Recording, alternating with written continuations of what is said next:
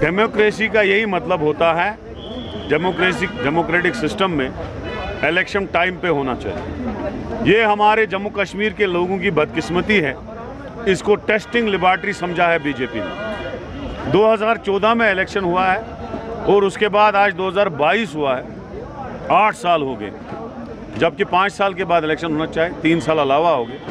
अभी भी बीजेपी को कोई ख्याल नहीं है इलेक्शन करने का।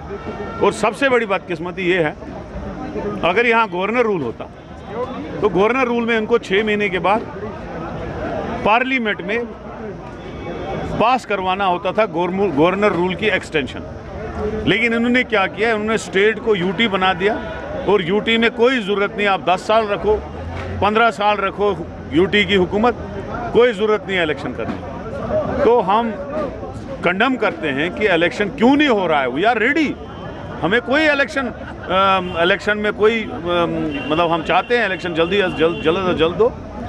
और सबसे बड़ा दुख हमें ये है कि जो बीजेपी ने हमारी स्टेट को तबाह करके टुकड़े भी किए और उसको यूटी भी बनाया। और इस स्टेज से मैं ये कहता हूँ कि हमारी स्टेट को जल्द से जल्द बहाल किया जाए, जो ज़मीनों की राइट है। और मैं खासकर स्टेट सब्जेक्ट को कहूँगा, जो महाराजा ने 1927 में हमें स्टेट सब्जेक्ट दिया था, वो स्टेट सब्जेक्ट हमें दोबारा मिलना चाहिए। उस स्टेट सब्जेक्ट में से हमारी ज़मीनों की भी जो सिक्योरिटी थी वो थी।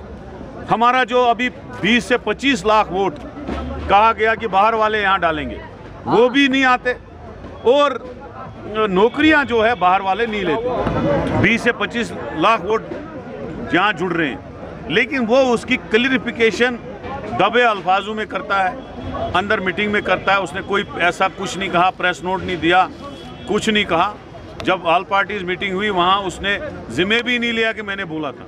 लिहाजा उसके लिए ऑल पार्टीज मीटिंग चल रही है, आगे भी मीटिंग है।